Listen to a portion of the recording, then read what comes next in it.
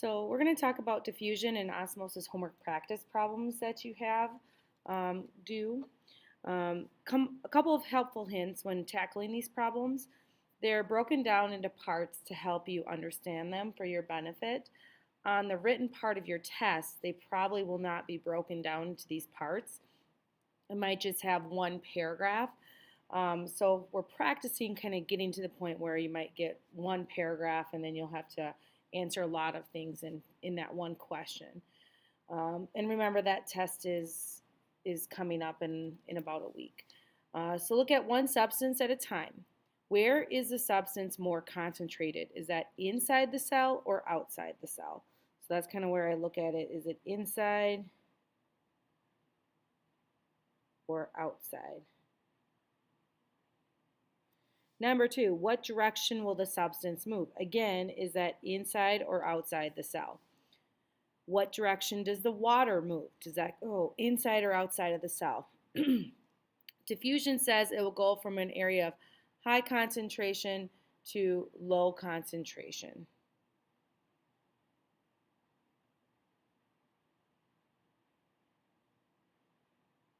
Is a membrane permeable to the substance? So can the substance actually even move across the membrane?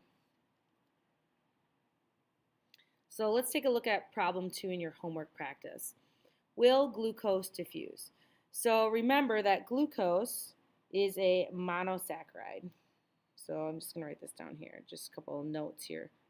Glucose is a simple sugar, a monosaccharide.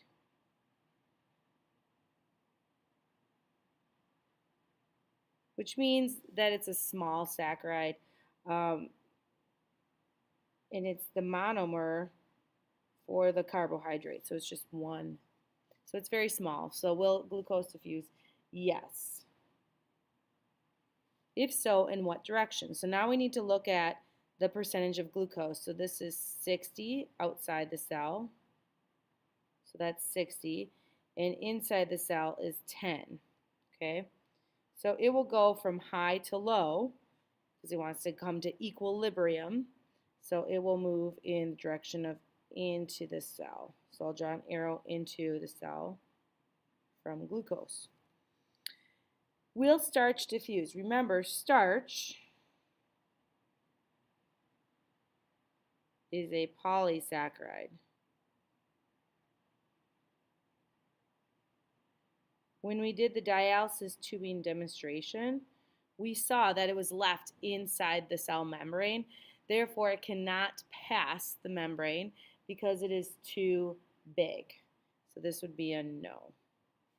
And I forgot to answer up above, if so, in what direction.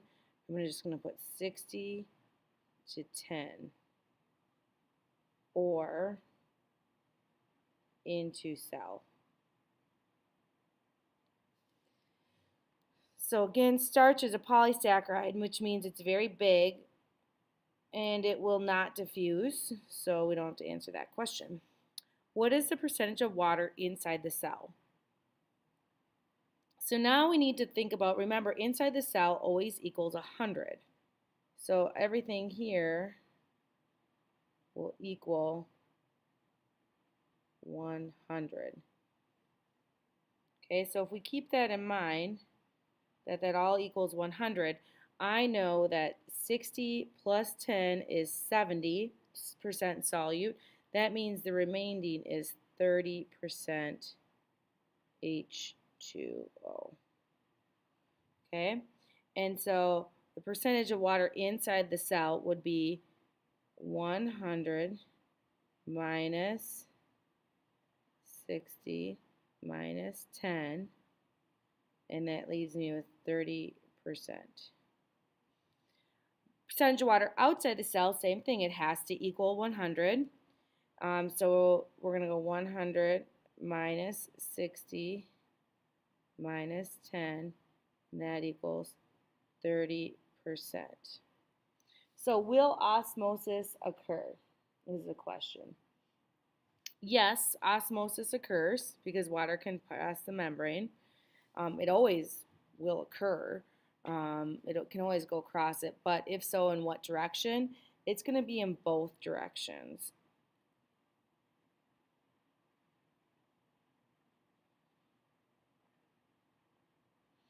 And is a solution in the beaker hypotonic, hypertonic, or isotonic? Well, because the percentage of water is the same, in this case it is isotonic.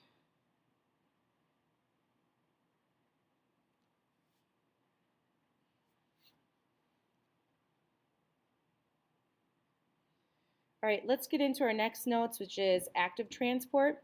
So active transport is different than passive. The main reason is because it uses energy. That's the biggest reason.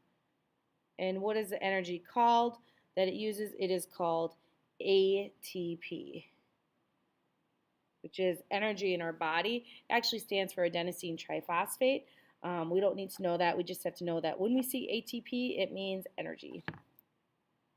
So energy. It is not random movement as in passive transport. It needs a protein helper. You have to have a protein helper. And this is different. The molecules go from low to high, so they're going against the concentration gradient.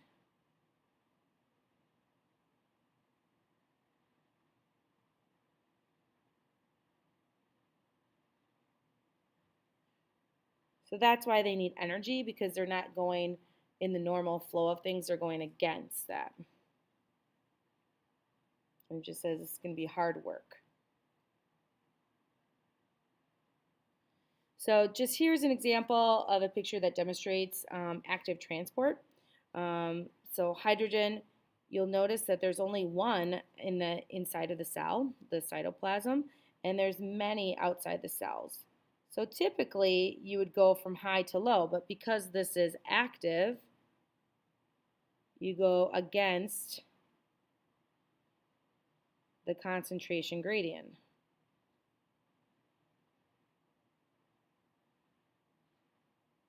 And because we're going against the cross concentration gradient, we need to have this energy right here, ATP, and that's needed to, energy is required to cause this, proton pump to open up and for the hydrogen to attach to it to move it across the gradient. Because we're going from a concentration of low to high.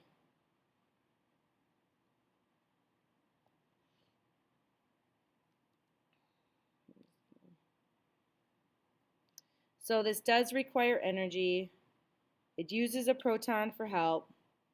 It goes from low to high, and it goes against the concentration gradient. Here's an example of a sodium-potassium pump.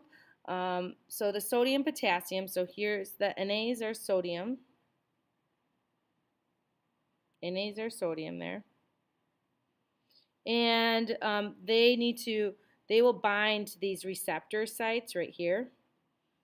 So they bind in the protein, and it requires a molecule of ATP. So here's the ATP, which is the energy, in order to do that. So they bind to it. So one of these phosphates here will bind to this site here. That's the ATP. So the ATP breaks down into ADP. So it splits the ATP, provides the energy to change the shape of the channel. When it changes the shape of the channel, the sodium ions are driven through the channel. So you can see kind of it closed on this end. Once this ATP split into ADP, because it lost a phosphate, so instead of adenosine triphosphate, it's now adenosine diphosphate, and it changed the shape of it, opening this end of it, which allows the sodium to move out, and the potassium will bind in. So the sodium ions are released to the outside of the membrane, and the new shape of the channel allows two potassium ions to bind. Release of the phosphate allows the channel to revert back to its original form.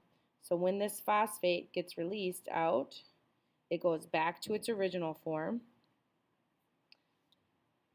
releasing the potassium ions into the cell inside the membrane. And now it's ready for a new ATP and a new 3 sodiums to bind to that receptor site. So the process of moving sodium and potassium ions across the membrane against the concentration gradient, this creates an action potential. For example, we see this in nerve cells when wanting to generate an action in your muscles. So it kind of makes your muscles ready to fire and ready to move. Sodium-potassium pump. So again, here's passive transport. We talked about two types of diffusion, just regular diffusion and facilitated diffusion. Facilitated diffusion does require protein, but there's no energy. Active transport requires this ATP energy. It also does require a protein. This goes with the concentration gradient, so it goes from high to low. This goes against the concentration from low to high.